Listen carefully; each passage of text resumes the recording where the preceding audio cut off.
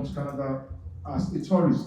Okay. So basically, can you give us the flow, the process, what they need to do as to come to Canada as a tourist?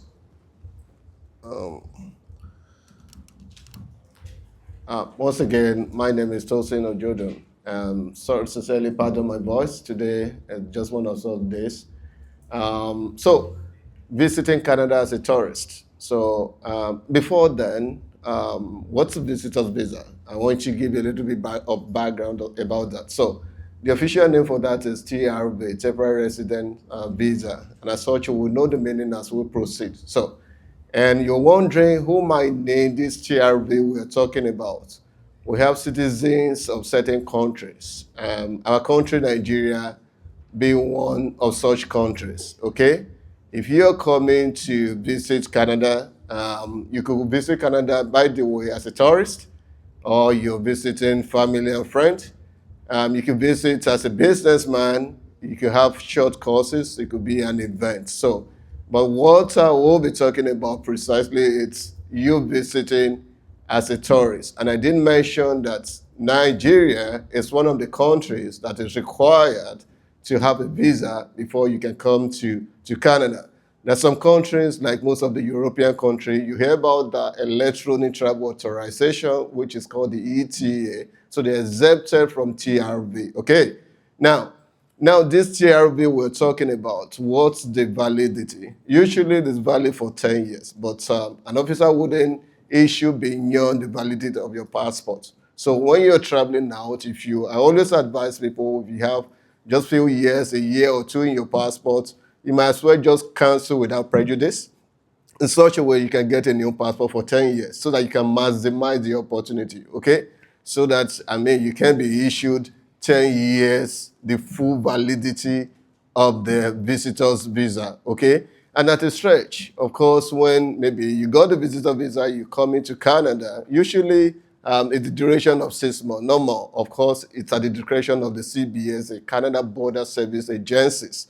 They determine how long you can stay in Canada, but usually 6 months. Of course, when you're in and you see a need for you to extend your stay, there are opportunities for you, what we call either extension or visitor's record, the terminology we usually use for that, okay? Now, you've got to be able to justify why you want to stay behind beyond the 6 months. And sometimes they compare you to go for medicals because originally you don't need medicals for visitor, okay? But when you're extending beyond 6 months, statutorily, you got to have what we call, they will compare you, just like I mentioned, to go for medicals, just to know that you're not medically inadmissible to Canada, because you can be medically inadmissible alongside with other areas where, criminology, security issues, and what will have you there. But that's not the bone of contention this morning. So now we're talking about, remember I did establish that visitor record, visitor's visa that you guys call it, it's called TRV, and I'm driving somewhere. Being TRV, which is temporary resident visa, that shows that you're coming to Canada as a temporary resident, okay? And as such, you must prove why, you want to go back to your home country. That's one of the reasons. What are the requirements of visitor visa we're talking about? Your purpose. What is the purpose that's bringing you to Canada? You're coming to Canada as a tourist. Fantastic. Are you just touring Canada? Where are you going to in Canada? Okay? So are you, imagine you claim to be a working class, you have good career in Nigeria, you're coming to Canada as a tourist for 2 months, 3 months, doesn't make sense. But if you're coming 2 weeks, 3 weeks maximum, yeah, that's reasonable to an officer.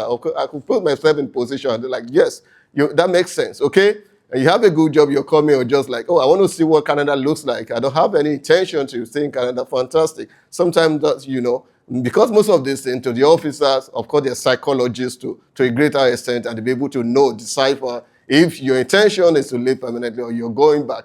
Now, we talked about, purpose of your visit. Another thing is your finances, okay? Now, you have a job in Nigeria, you're coming to visit, and, having a job is not enough. What is the proof of that income that you're having a job, okay? Can you substantiate it by good offer letter or pay stub or pay slip, as you may call it, okay? And another important factor is your ties back to your home country. Now ties can come in diverse form.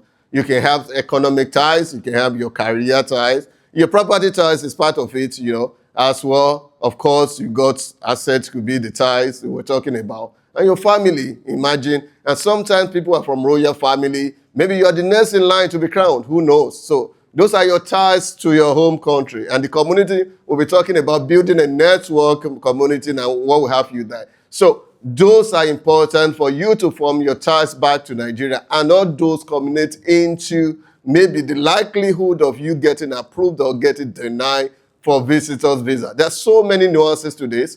At this time, let me drop the pen. I might come back to you later to dive into the nitty-gritty.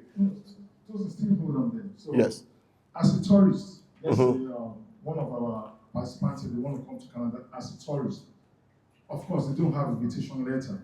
So what do you think they need to do to be able to say a compelling thing they need to show to the officer to say that, oh, I'm genuinely coming as a tourist? So can you share that? Yes, it depends. It's relative. Sometimes you don't have invitation letters are great, particularly when you're coming to visit family and friends, And I strongly encourage that if you know anybody, invitation letter is one of the best ways to actually come to Canada. But in absence of that, it doesn't mean that you can't come to Canada. You can. And imagine if you're having an event. So what the evidence of that event that you're coming to attend in Canada? So if you're coming to a body will have been given you, let's assume you're an engineer and you're coming to grant, like APEGA, for instance, which I belong to. Sometimes they host an event. What do? They give you a letter. And that letter you take to your embassy. That's part of the form, the documentation with which you come to Canada, okay? And if you're coming to Canada, of course, you have to even book your flight. You show evidence that your accommodation is one of them. You book your accommodation because you don't have a letter of invite. No, where are you going to be staying?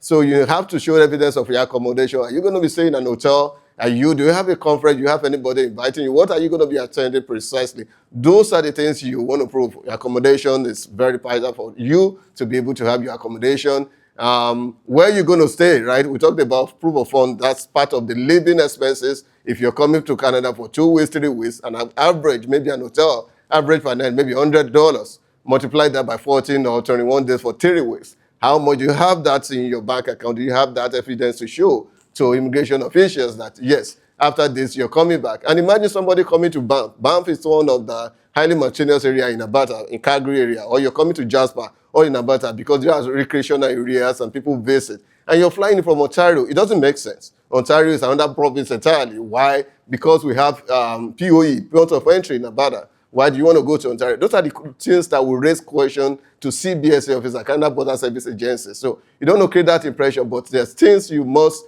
have, and one of them is, proof of your accommodation, prove that you can cover your expenses in Canada because nobody's going to be housing you. You're doing that all by yourself, and you got to book your flight to be able to prove that the return flight you're returning X number of days. And again, there's this myth out there, that when you come to Canada, you're going to transition to a worker. Truly, no. You're visiting, pure visiting. And sometimes people will come to Canada and be like, oh yeah, a bunch of Nigerians will tell you, just go and declare you're an asylum claimant or something like that.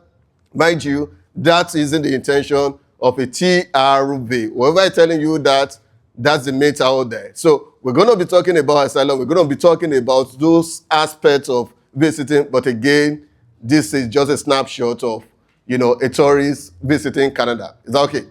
Thank you, Joseph.